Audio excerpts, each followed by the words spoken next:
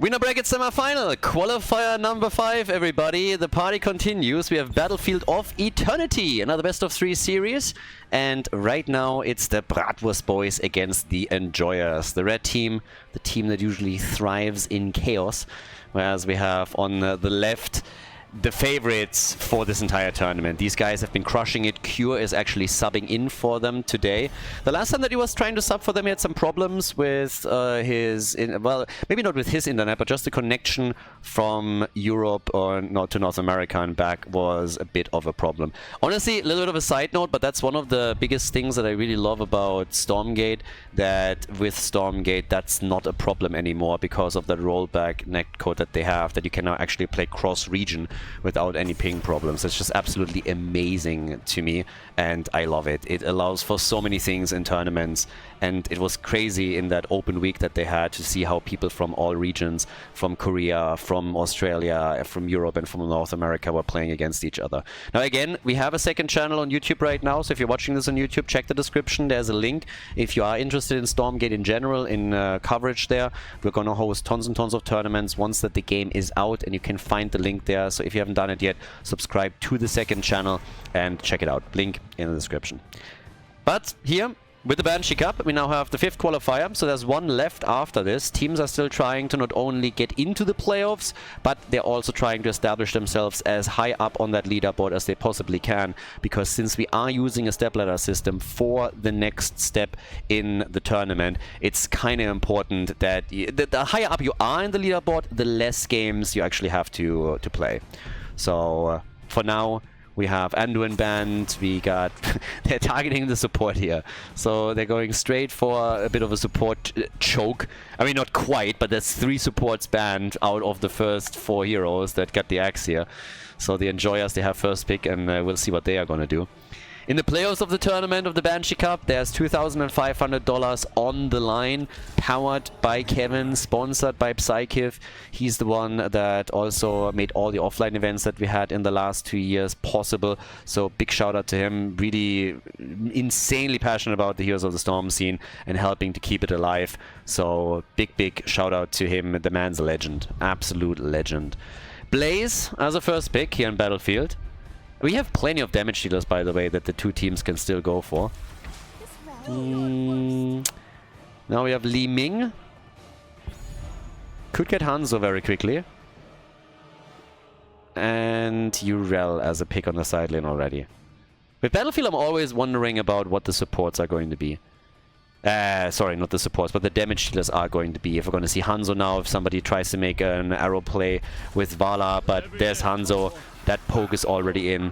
Of course, looking at the Bratwurst boys, they could now also lock in Genji. We had a similar attempt in the previous match where Battlefield of Eternity was also played. Now, in that context, there's obviously Genji as a potential ban. That's also an option. So you don't have to allow for Li Ming plus Genji, but it could be played. I mean, Anduin is banned out, so there's no light bomb combo. But just having Genji and Li Ming both go up against you is a bit annoying. So we'll have to watch out what Dino is going to pick for himself here. As Cure? It's actually another good one. Cure is currently not picking anything, and Hazu has locked in Urel. Normally you would expect that Cure is going to be the one playing the side laner. He's been doing that a lot, unless he went straight into... I played Zeratul once or twice. But right now we have Vala banned out. That would allow for Genji as a combo with Li Ming. I'd be curious what they're playing now. Bratwurst boys, you never know exactly what you're getting. They are willing to play the occasional odd hero. Especially when they feel that they are superior in a series or when they already have a 1-0 lead. But the double pick, we're getting Ana and we're getting Varian. So Nanu boosted Li Ming. Cure playing the front line this time. Playing the main tank for them and just darting in with Varian, shouting at everybody. I guess we're going to get taunt here, which is still counts as yelling at everyone. Not quite as loud as with Smash, but hey, it's still Varian trying to wreak havoc. So the final 2 picks, we still need a main tank for the red team. Polish team here with... yeah, a bit more damage. That would probably be needed too. And there it is. Tracer and Tyrael. So double layer of defense with Bunker and with Sanctification now for them. And on top of that, we're getting Genji. That, again, was a bit telegraphed, I assume. So, map number 1 is set. Let's go. We are in the winner bracket. Semi-final of qualifier number 5 for the Banshee Cup. Game number 1, the Bratwurst boys on the left and the Enjoyers on the right as we're heading into Battlefield. We have Hazorps on Urel, Cure on Varian, Dino is playing Genji. We got Death Knight on Ana and Ultralisk on Li Ming. On the right side of the map, the Enjoyers with Itrax on Tyrael, Lavakal on Brightwing, Richu on Blaze, Ether on Hanzo, and Arian on Tracer. So it's a fairly aggressive comp that they're playing. The double layer of defense with Tyrael and Blaze obviously always welcome. A True and Tried combo, I think, played for the first time, if memory serves me correctly, at an IEM in Western Clash in Katowice, I believe. Boah, what was that team? Jesus, of I'm forgetting all the names. It's been a while. The professor, the mad lad, the mad scientist. Oh my god. Yeah, I'm totally blanking. ADRD's team back then, I think, busted it out for the first time and played it throughout nearly the entire tournament. And yeah, they did so well with it. It was just bonkers. So since then, it's been one of the combos that we've seen pretty much in every single tournament pop up at least a few times. So down to the bottom of the map, we still have Ether, Lavakal, and Itrax playing it out. It's a 2-3 split, or at least it was. Now the damage dealers are moving down to the bottom of the map with Dino coming in on Genji and Arian on Tracer, and that's an insta-kill on Hanzo as they just jump in and take him down here. So yes, easy kill. By now, first blood. And against Hanzo, brother against brother once more. Blue team, of course, the favorites here. They are absolutely crushing it. They've been winning pretty much every single qualifier that they participated in, honestly. And yeah, these guys are the real deal. Now, they have struggled in the occasional match, and playoffs are always a totally different beast. We had, for example, also the Raiders doing extremely well, and they are taking second place in the standings, at least for now. As mentioned before, if you're interested in the standings, we have a live update in the Discord channel. The link is in the description as well, if you want to check that one out. But a bit too much to like work them in real time with the graphics and update those for the videos here. Another kill, this time against the blue team though. So Urel gets crushed, Tracer is able to run her down. That's the end of Hazu at least. So a bit of success here also from the Enjoyers. They're not just simply giving up on any of this, so they're bringing that back. Whereas the level 4 talents are now kicking in. That gives us the Magic Spit and the Incinerator Gauntlets. I wish that Blaze would just incinerate Brightwing, because that Spit is just disgusting, and I already don't like it with those wannabe hip-hoppers that always wear the base caps the wrong way around, that spit on the ground everywhere. And I hate it even more when there's all of a sudden fruit flies flying around that are spitting. It is disgusting. Get them out of here. So, Blaze, why don't you use the Incinerator Gauntlet and incinerate all of them? That would be a thing. Hand of Freedom, Variant turned into an actual hero with Taunt, so now he has something to do instead of just pretend. And can set it up for Ultralisk, who's already looking for a combo. They go for Lavakal, and apparently they heard what I said a second ago. They go for Brightwing and take it down. Awesome. I like it. Absolutely awesome. Brightwing is dead. The fruit fly is gone. The infestation has been dealt with. Trashwing has been put in her place. All things are well that end well. Unfortunately, she's already back. So yeah, that's the bad news. That's the problem with fruit flies. It's insanely difficult to get rid of them. They always come back. Believe me, I know what I'm talking about. Like in my last apartment, actually it's not quite my last apartment, when I lived in Germany the last time, I had at one point in the summer a fruit fly infestation. Getting those things out is so annoying. I mean, it's not impossible or anything, but it's just a nuisance, and they are disgusting. So yeah, don't leave fruit open in the summer. It's a bad idea, guys. It never ends well. Talking about not ending well. Oh my god. Okay, he's getting killed. I thought this might end well for Q after all. But nope. Hanzo, he had different plans. And they're going for Hanzo now too. Guys, that's 3 kills to 2. And that's a double kill at the perfect moment in time. As the Immortals are up, they are taking a lead. So I like it. This is not looking too bad. They're getting some easy damage out of all of this, and they are now having a chance to use Hanzo to poke this one out. So Ether has to make sure that at least his level 4 connects properly whenever he has the cooldown ready, but one hit at a time. Pew, pew, pew. So our little Hawkeye over here is doing his thing, and it is still the blue team who wins it. Despite their best efforts, it's the blue team that walks in and claims the first Punisher of the game. The first Immortal. Immortal, Punisher, all the same shit. It's all the same thing at the end of the day. To an extent. It's always just like summon stuff, control stuff. So yeah, with that, 2 kills to 3, level 7 has kicked in for both teams. And now the chance to push this one out all the way up at the top and try and take that wall down. So, good stuff. Down to the bottom of the map, Urel still pressuring the solo lane, but she's now going to join up topside and is trying to get their thing. And, well, we have some decent damage already on the fort. The Immortal is taken out. I don't think they can take the fort down after that.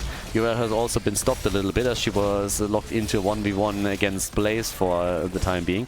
But still, the wall is gone.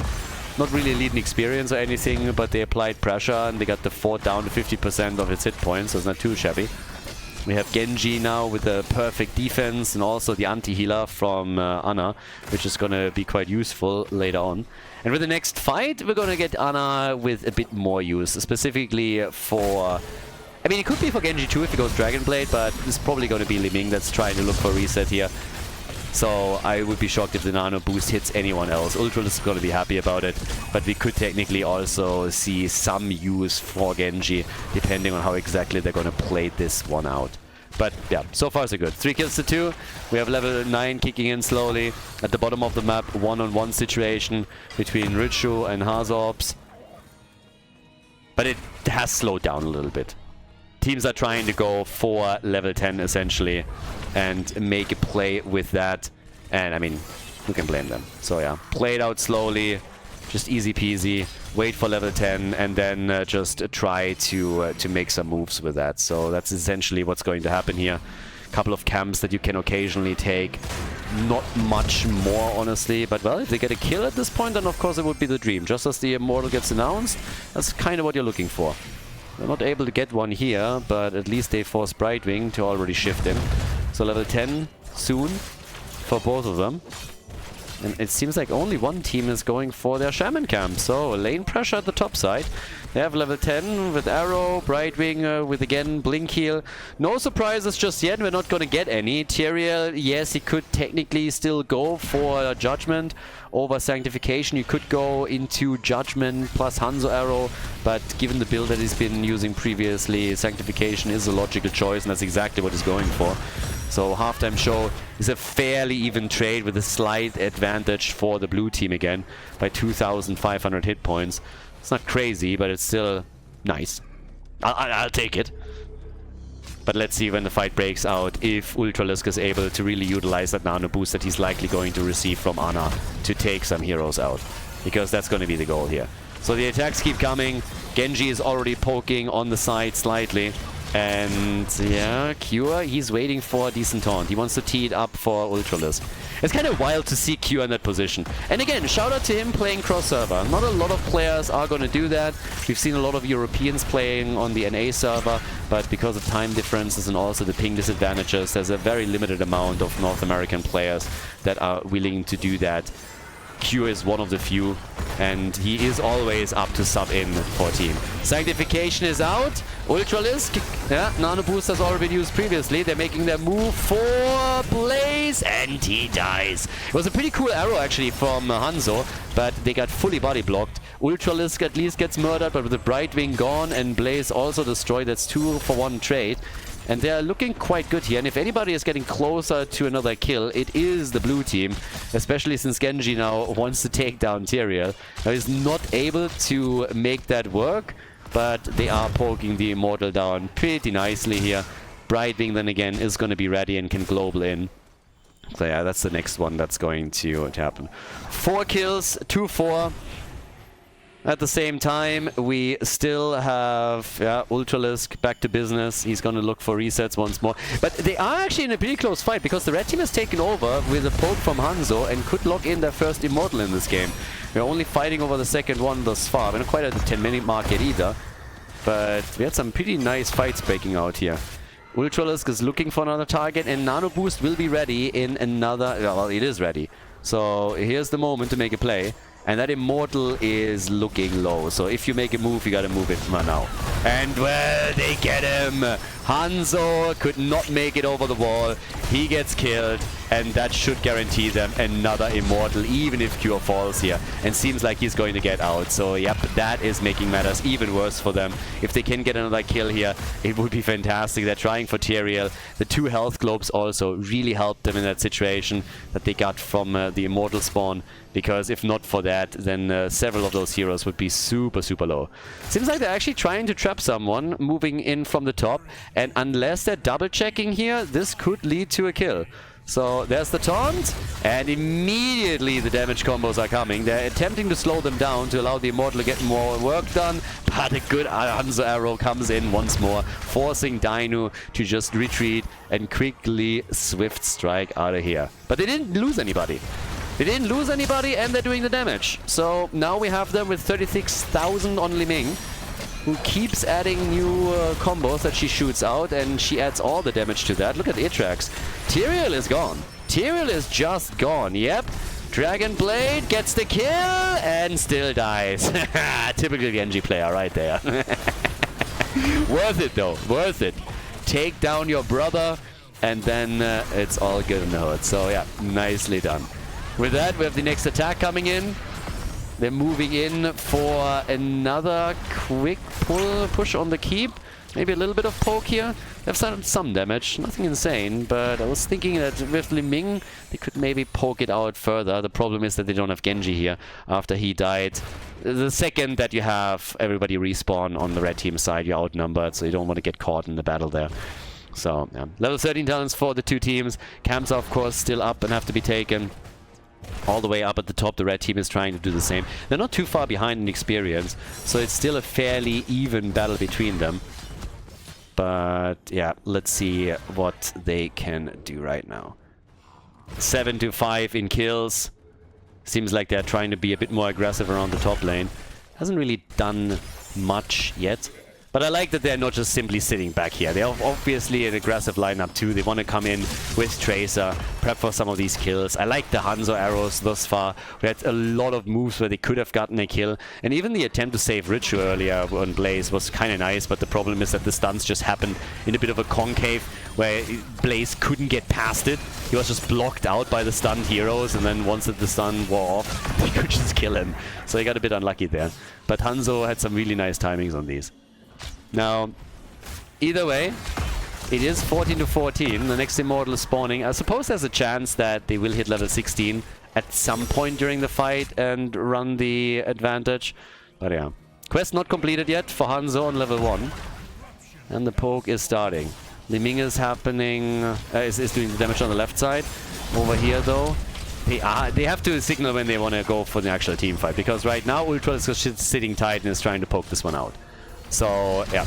In the meantime, there's the next quick hit coming. Cure, again, looking for a chance to taunt. Is still on cooldown, so has to be a bit cautious. Harzops is sitting at the side. They're zoning them away from the Immortal and allowing Ultralisk more time and space to go for damage himself. Cure with another taunt. Brightwing reacts with the volley. And now Cure is in business.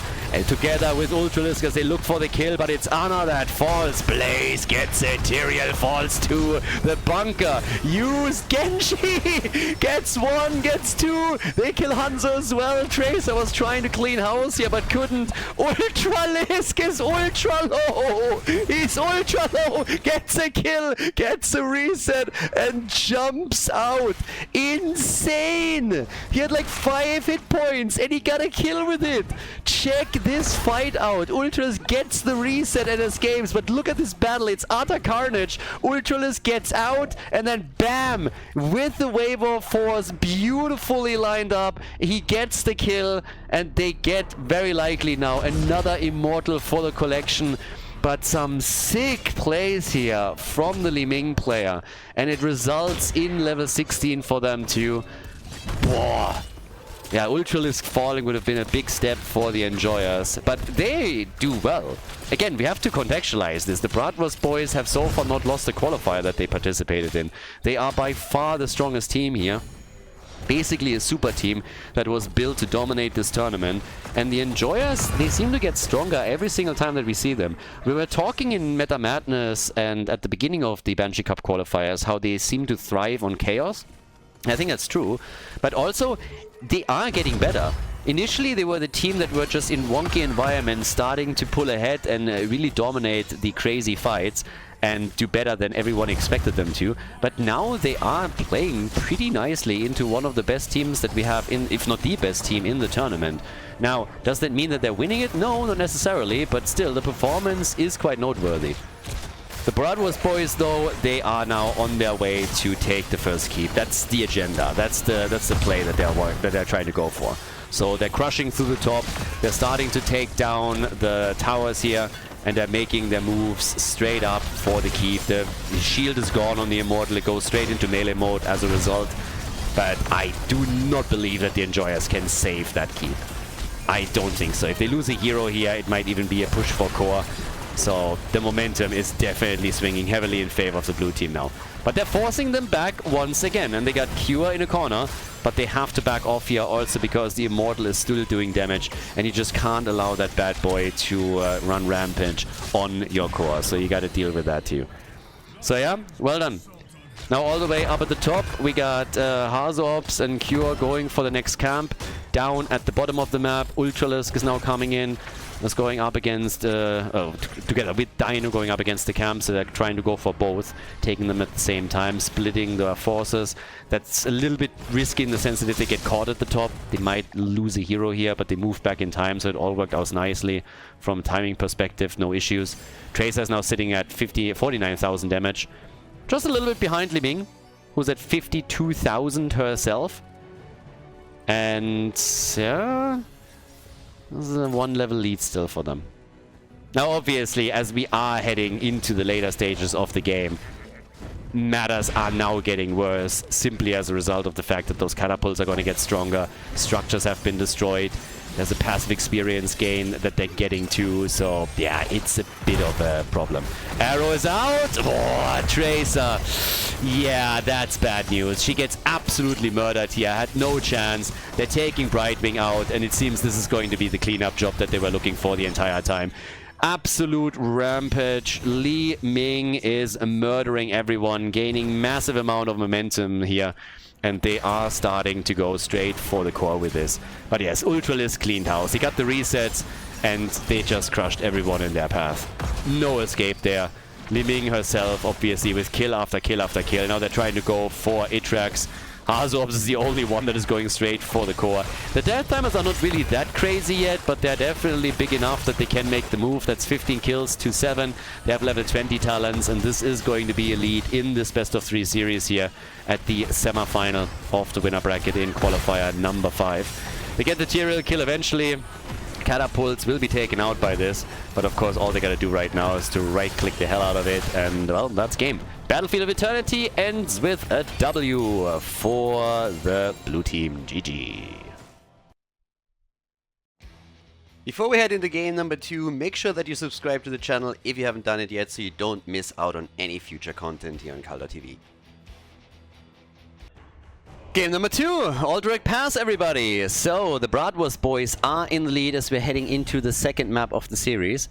We have the Enjoyers now going up against them on the second map in the hope of winning at least the second map, forcing game number 3, but could become a bit tricky against such a veteran team as we have on the blue team side. So with that, we're going right in. Hogger gets banned. Now, obviously, there's a couple of different ways on how you can approach the map right now. Global, still very powerful in a map as big as this. And Dehaka and also Falstad are both still up. So, that's there.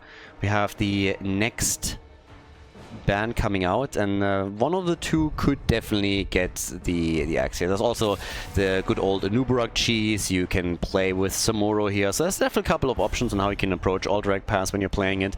Essentially, you want to make sure that you have some macro game available to you. That's also one of the reasons why Lucio gets banned right now, because he serves a similar purpose and allows for those quick rotations.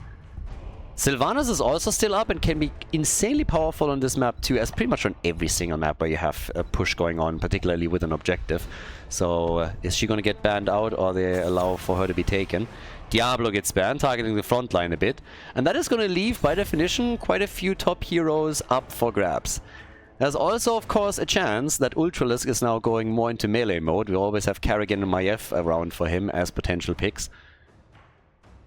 I guess if anything, I'm probably most interested to see what Cure is going to do, since he's now the one that is playing the tank. So Varian game number 1 is pretty straightforward, but what is he going to play on the second map? And they're banning Muradin out. So I would assume that we're going to get Jojo, very quickly picked. I'm just not sure if she's going to be a first pick here. I don't know how much tank Cure plays. I mean, you have to always play a little bit, but is that really something that he is going to go deep with? And if you're talking about the easy-to-play tanks and the ones that are very straightforward, most of them are already being eliminated. And they go for Rhaegar as their first pick. So now, what are the Enjoyers taking? Is this an early Johanna pick that they're getting in that 1-2 rotation? No, they go for a Anubarak. Now again, if you're a little bit newer to all of this, all direct pass, you can sneak the prisoner camp in. It's guarded by a couple of grunts and you have to get a channel through to activate it. What you can do with Anubarak and a few other heroes, you just move Anubarak in, you spawn a couple of beetles, the grunts get distracted, and Anubarak can safely channel it by himself. Something that we normally don't really see that often any longer, for a very simple reason, because most people know about it. So then what happens is that they're always monitoring what Anubarak is doing to ensure that if he tries to make that play, they are there to interrupt it. But if he's left alone, he can easily still pull that off. Jojo, again, I already thought that she would be picked for Cure because she's fairly straightforward in the way that she gets played here, and Cure is obviously more known for his damage performance than anything else. Ultralisk with Maiev, also hinted at that earlier. Maiev and Karrigan, still two of the very aggressive frontline heroes that he loves to play. And I don't envy the Enjoyers whatsoever, because Ultralisk on Maiev is a problem. It's really a problem. Hazops gets denied Leoric.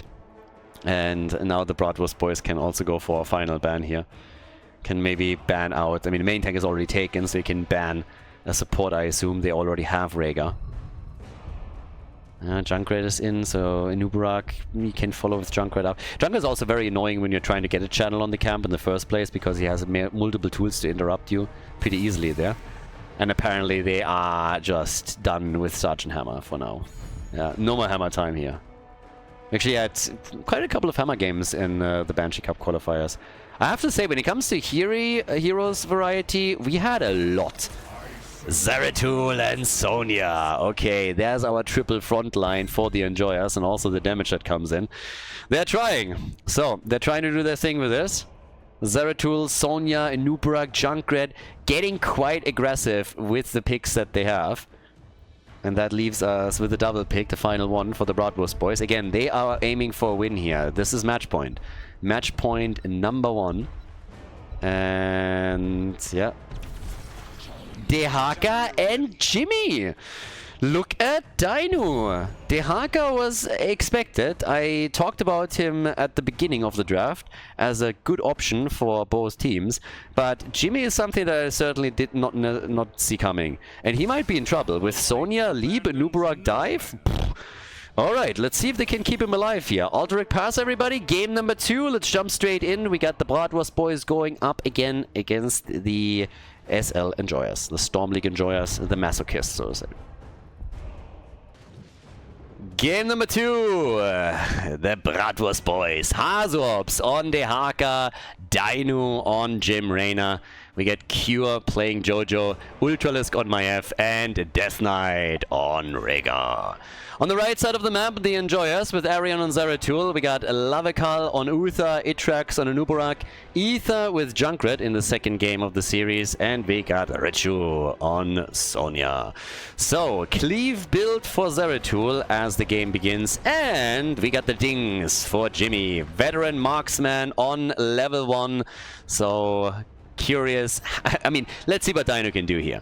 This is not an easy game to play Jimmy, because you have Nubarak diving on you, you have Sonya with a potential leap, Zeratul is somebody that you might have to deal with, and Jimmy is not someone that has a lot of escape tools. But it seems like we are off to a race in the early game, because both of the teams just decided that instead of trying to defend their own fort, they are just going for counter damage. So towers are getting destroyed in the middle, the same is happening down at the bottom of the map.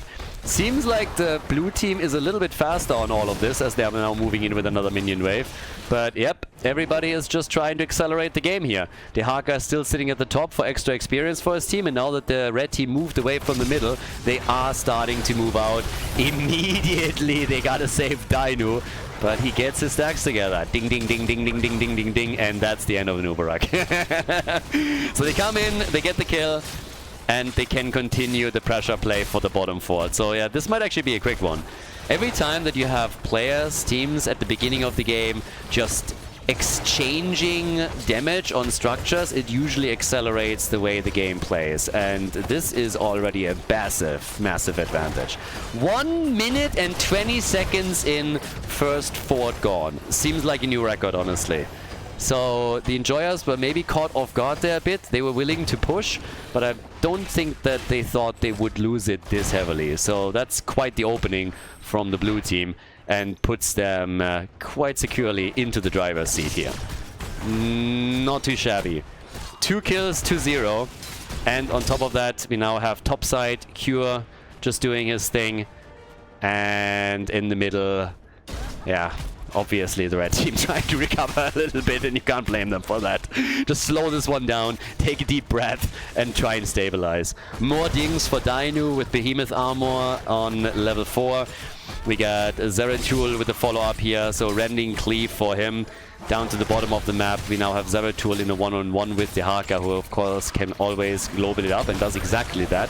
They're going for the tether, and Ether is dead. Kill number 3. Bit of a speedrun approach from the Bratwurst boys. And as long as they can keep that pace up and also that dynamic in team fights, Dino's not going to have any problems to keep himself alive. And what's probably even more important, he will get really good numbers out of this. I mean, normally when you're talking about Jimmy and his damage is ace in the hole that we're talking about on normal maps, and if you want to go for the Immortal Battlefield of Eternity, then it's Exterminator. But if you go for the dings, if you go for Veteran Marksman, you have to get a certain number of stacks before it really trades properly with the damage that you would otherwise do with ace in the hole. Always, of course, assuming that you have these slows and stuns available. But given the lineup that they're running here, with Jojo, with Dehaka, with Rhaegar's Totem, and with Tethers and Maiev, he could have gotten a lot of damage out of ace in the hole. But if he wants to stack it up, then you gotta go to like 50, 60, and then we are slowly starting about you having a good day. Hazu doesn't have a good day, at least not as the game begins, because he gets farmed. He's the first one to be taken out. Now the objective is starting to tick away in favor of the blue team. They at least get the initial lead here. I think Uther or somebody else is going to eventually put a stop to it. With Dehaka missing, they're not quite making that move yet, but yeah, they retake the camp. We're a little bit too late on the interrupt approach. But then in the meantime, we now have still things slowly stabilizing at least a little bit. The red team is still shaken. Camp needs to be taken whenever it's up on the map, so that's what they're doing right now. And we have, of course, a tiny lead in experience too. They see a Nubarak here, and Dino's just saying like, yeah, not on my watch, bro. This ain't happening. You can come in with a stun, you can try to cheese it around a bit, but you are not going to easily just take this camp while I'm sitting here. He is getting very aggressive with his positioning though. I mean, for now he can still pull it off. I just want to see what happens after level 10. Because if Sonya goes into leap, she cannot really miss Dino. He has no ability to properly juke away here. And if a Nubarak stuns him, if Sonya stuns him, he becomes an easy target. They got a triple front line if you include Zeratul, so there is definitely a chance to get leap. And talking to Sonya, she's still alone at the top. Gets very quickly attacked here. And then in the meantime, stacking has slowed down a bit for Dino as well, obviously. Really too much that he could do there. Opening up that bot lane, the game has slowed down after this. At the beginning, everybody was just super aggressive. Right now, things are slowing down slightly. Dino is eager to get himself a few more stacks. There's the tether again. They tried for Junkrat, but at least he can turn Itrax into a bit of a pincushion with more and more attacks coming in. And Dino is zoning them away.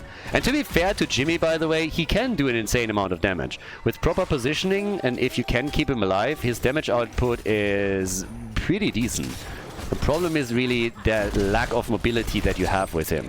But if he is able to just continue doing damage throughout the game, he is crushing it. He's at 11,000 damage right now in level 10, and that of course forces the Enjoyers back. And the first set of the cavalry in the hands of the blue team. The Bratwurst boys. Yeah, the bathrobe is missing. So they went through a couple of iterations of that name, and technically the real name is Bratwurst and Bathrobe, or Bathrobe and Bratwurst, but the Bathrobe is missing. Masquerade isn't here. Neither is Sonya, because she's dead. Masquerade isn't, so don't get worried. 4 kills to 1, and level 10 is now going to kick in. That's how you use a heroic ability advantage this early in the game. And we actually get a Rocket Ride. What? We have Void Prison, Rocket Ride, and Leap. Yeah, they're going to blow things to Kingdom Come. This is gonna get wild. If they can set this up with a Void Prison and then the Rocket Ride coming in and then a Leap afterwards, can you imagine how Jimmy is gonna get flattened here? So there's already the first part. Leap, Rocket Ride, and kaboom! That's a double kill, baby! It's a wombo! Oh, this is too good. They get 3 heroes killed, and that is the downside of all of this. Now again, forts get attacked in the meantime, but just have a look at this one. Leap is already in, there's the Rocket Ride, and then just BAM! Straight to the face. No chance for Dino to survive this. And if they have any say in how this game continues, then they will do this over and over and over again to specifically Reyna. So yeah, Reyna, Jimmy, he's gonna get attacked as this continues. 4 kills to 4, level 12 everybody, and Jimmy is already getting busy down at the bottom of the map as they are starting to go for the boss. Now, that hasn't been sniffed out yet, and we'll see what exactly they can do here. Because right now, if nobody moves in, I'm a little bit surprised that they are not wondering where those heroes are. But they're too late. They're not going for it. They might check it now, but it's already too late. I was the entire time waiting for somebody to say like, hey, wait a second, where exactly is Rhaegar? Where exactly is Jimmy? But instead, they're just letting that one slide. So that's an easy free boss for them. Level 13 talents are now also ready, and they can move into the middle.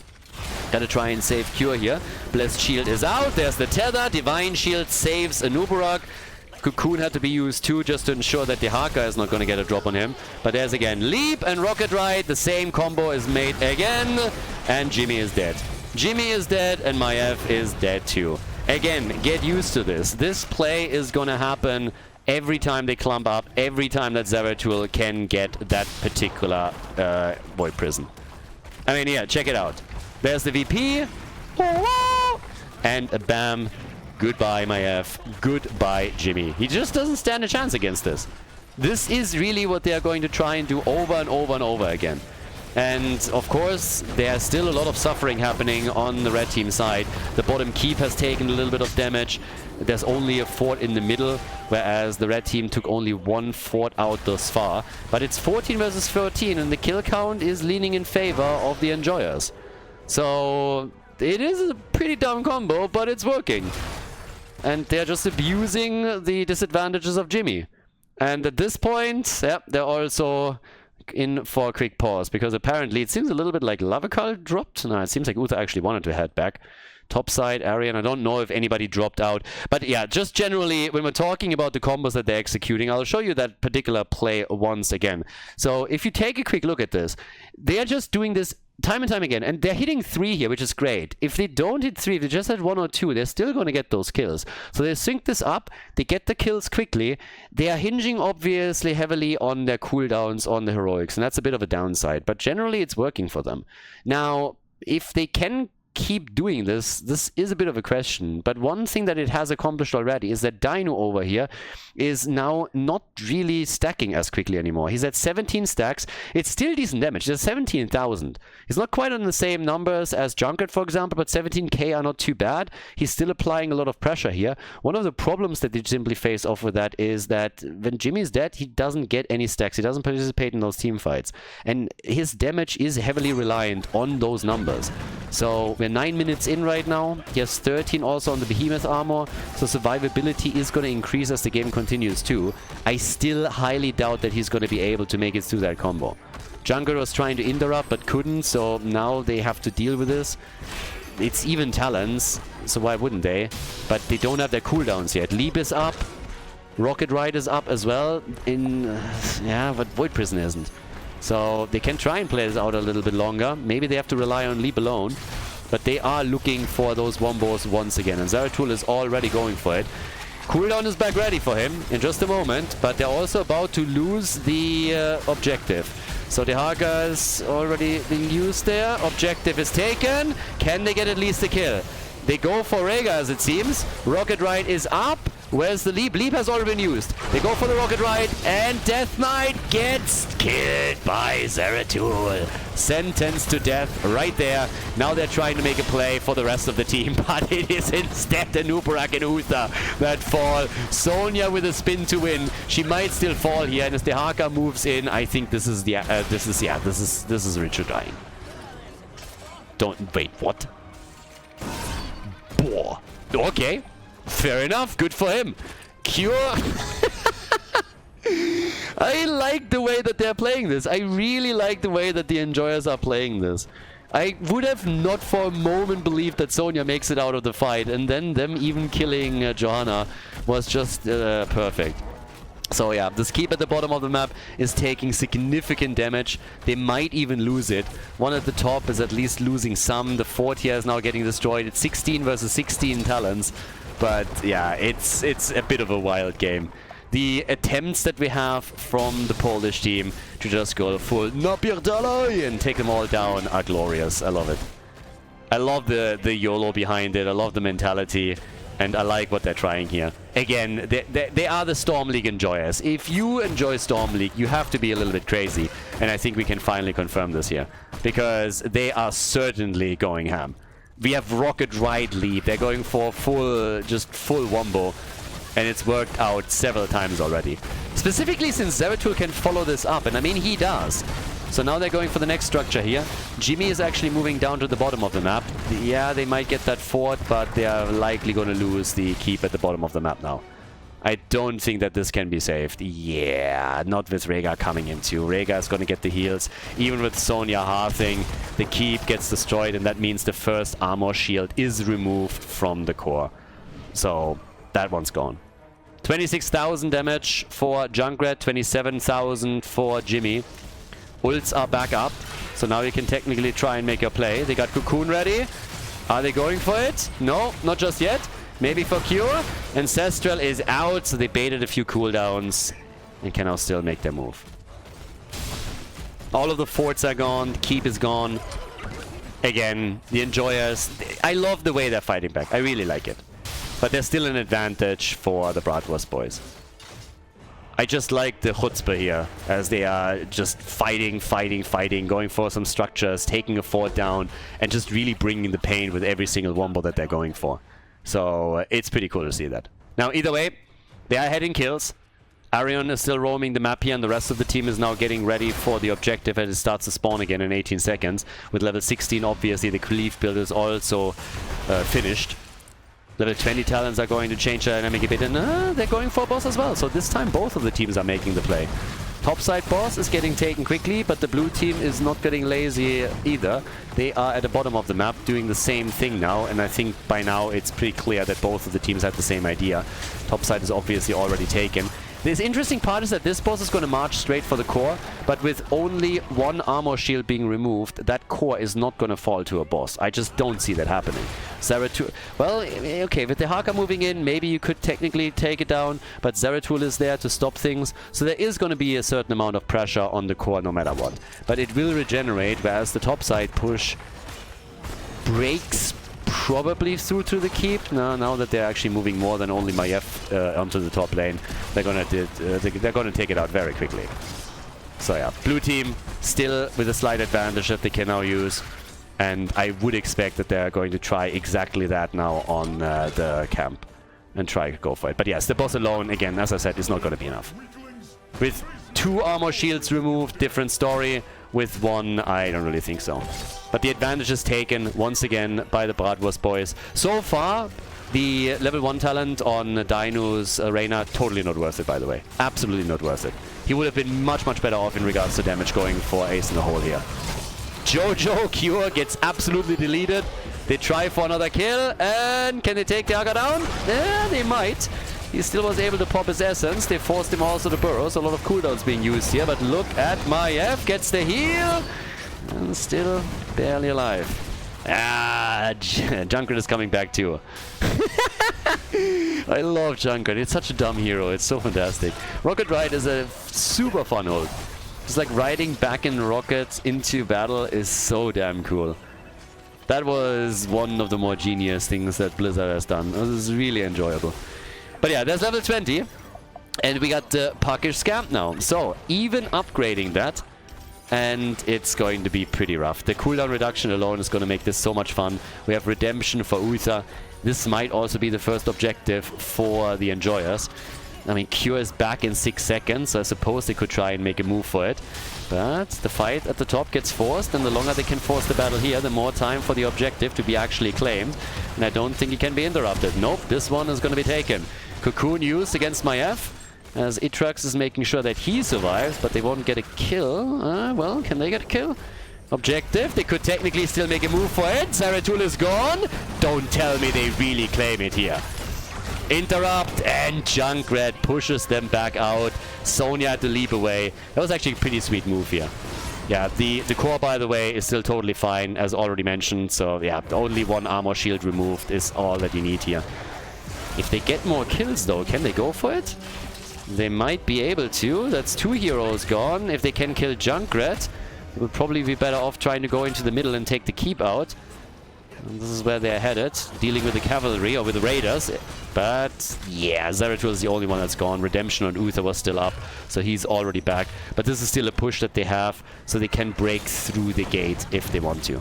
Or just try to get some additional kills down here. I mean, they're defending, they're going for the next set of raiders. Bot lane, mid lane has already been defeated. Bot lane, easy, not a problem here either.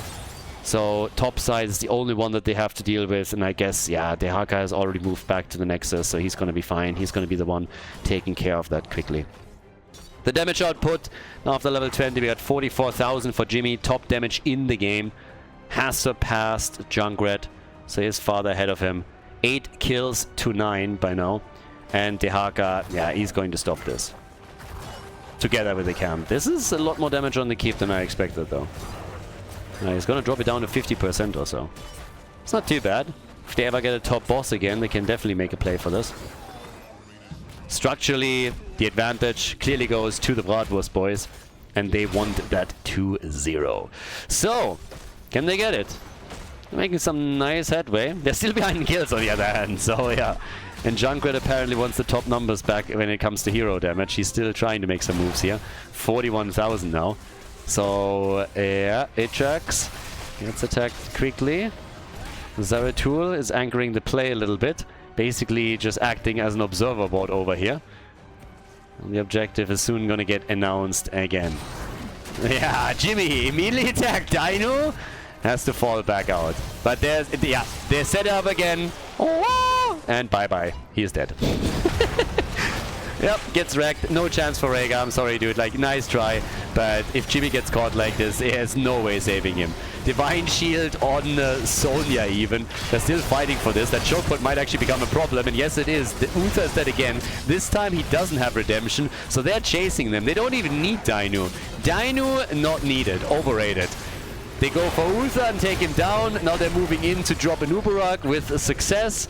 And that's a chance to soon go for the objective. It will be announced in a bit, but they are absolutely crushing it. Dainu, he's just basically there to soak some ability cooldowns, and that's all that they need him for. They can end the game without him, as it seems. So nicely done by the Bratwurst boys. It was honestly pretty cool from the enjoyers. The problem that they also have is that it's a huge amount of cooldowns that they're sacrificing every time they're going for the kill. If they get Maiev together with Jimmy, if there's more heroes trapped by the Void Prison, that's a different story, of course. But if they really only get Reyna, that's 3 heroic abilities that they had to use for that. So now with the second keep destroyed, that means that 2 of the armor shields on the boss are gone. That boss down here at the bottom of the map is therefore going to be much more of a threat. And if they get the objective as well, yeah, then it is pretty clear who's going to take this. But maybe there's a chance for the Enjoyers to fight back. They have 8 seconds until Onuburak is back on the map. So there's a chance for that. Ultralisk is down at the bottom still, just anchoring this a little bit. And you can tell that the red team is fully aware that they either have to flank. They also have to see if everyone is here. If there's some heroes missing, then they gotta double check if somebody is on the boss. But now that they see Maiev, they know that there's not a problem immediately for them. So they're gonna be fine. But the objective is getting closer to being caught. And Uberak talking about getting caught. He might be in trouble. Uther still there, has also his ults. They are currently trying to not clump so that Void Prison is not becoming too big of a deal. Yeah, Blessed Shield is also out. Objective, another 10 seconds. And Cure with the Unstoppable gets the heal. The Ancestral is here. Here comes Leap. Can they save him? They might be able to save him this time. The second charge is coming through, but even with the second charge of the old Rhaegar still dies. The support is gone, but they got the objective. So now we're going to get Cavalry again on the map. Dainu is moving away. 42 stacks for him now on his level 1, 20 minutes into the game. Still better off with Ace in the hole here. But he is, regardless, doing damage. I mean, he's at 57,000. Junkrat has taken over the #1 spot again, so it's a continuous back and forth between the 2 heroes. But yeah, it's not like he's not doing anything here. He's still doing damage, but Ace in the hole would have been the better choice, given the way that the game was shaping up. So, it's a crazy game. It's really a crazy one. They're trying to push here at the bottom of the map. Their biggest problem is the lack of a support. They have no sustain with this. But they can try and make that play for a core. Yeah, it's unlikely to work though. Even with 2 armor shields removed, they're probably better off focusing their attention onto the top lane, where they might be able to take another keep out, because once that's the case, then even minion waves are becoming a big deal. But again, they're missing Rhaegar. They're missing Rhaegar. It's a 5 versus 4. The doggy just spawned. Don't tell me. No way! They got a kill with it! They actually got a kill. Without their support, they were still able to take down an Uberak. The core is losing hit points, and they have to safeguard it. So now the keep can get attacked, and it's a 5 versus 4. They could take the camp here. They could also go for the boss, I assume, and that's where they're headed. Yeah. In full vision. Red team knows exactly what's going on. The problem is there's nothing really they can do about it. They can try the Wombo, I assume, but that's a big question mark. And let's not forget, there's another push coming in at the bottom of the map, and this is starting to hurt the core. There's enough keeps that have been destroyed that this is becoming problematic.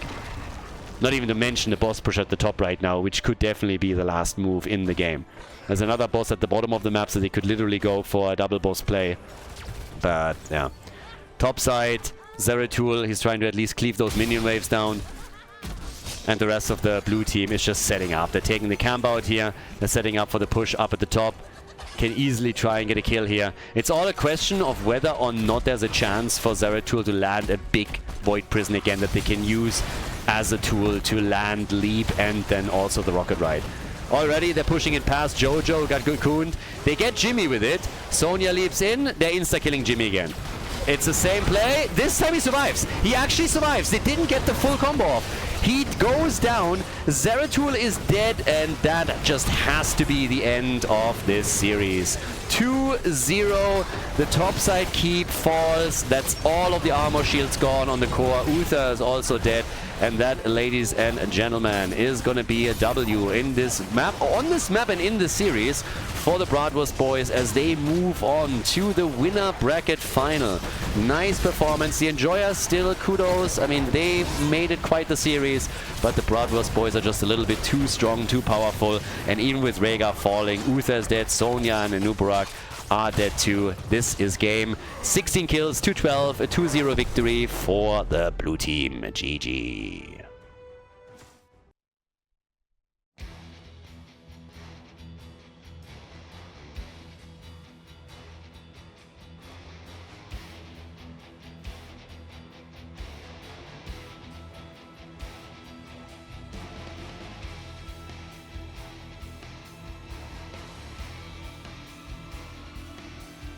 Thank you everybody for watching the video today. I hope that you enjoyed the show and the commentary. And keep in mind that the spoiler protection that is going to run for the rest of the video is made possible by all the support on patreon.com. So guys, if you want to support my work, if you want to help me start new projects and keep the spoiler protection in place, please consider heading over to patreon.com/Khaldor. There's also a link in the YouTube description, and check that out. Thanks in advance, and see you guys next time with more esports coverage here on Khaldor TV. Have a great day.